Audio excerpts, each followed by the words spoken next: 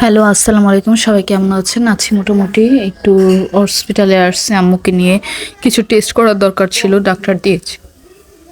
তাই চলে আসছি হসপিটালে। আর একটু ক্রাউড ছিল, এর জন্য ওয়েট করতেছিলাম। কিছু করার নাই। হসপিটাল মানেই ক্রাউড। চারপাশে পরিবেশটা আসলে দেখে মনটাও খারাপ লাগতেছিল। কত মানুষই কিন্তু হসপিটালে থাকে। আর কত মানুষ কিন্তু হসপিটালে দিনের পর দিন থাকে, তারপর অসুস্থ উম, হয়েই থাকতে হয়, কিছু করার নাই। আমরা তো আসলে বাসায় থেকে বুঝি না। আর আমার সাথে আসছিল হচ্ছে আমার বোনের মেয়ে। তো আমরা টেস্টগুলি করার পর তো ও অজুহাত ধরেছিল ফুচকা খাবে, তো ফুচকার ওখানে চলে গেলাম। মামাকে বললাম, মামা এক প্লেট ফুচকা দেন। তো ফুচকা বানাচ্ছিল আর দেখতেছিলাম।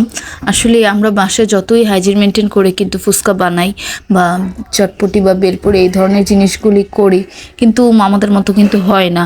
তারা যেভাবেই বানাক কিন্তু ওইটাই কিন্তু খেতে ভাল লাগে। টকটা, তারপর ফুচকা, বেলপুরি এই ধরনের খুবই ভাল লাগে আমার কাছে।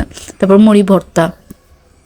তো এই যে খেলাম, আমি তো খাইনি, আমার বোনের মেয়েও খেয়েছে, ওর কাছ থেকে একটু নিয়ে খেয়েছিলাম। আর এখন পরিস্থিতি দেশের ভালো না। আর ঠিকমতো কিন্তু কন্টিনিউ ব্লগ দিতেও পারতেছি না, কারণ একটু সিক আছে।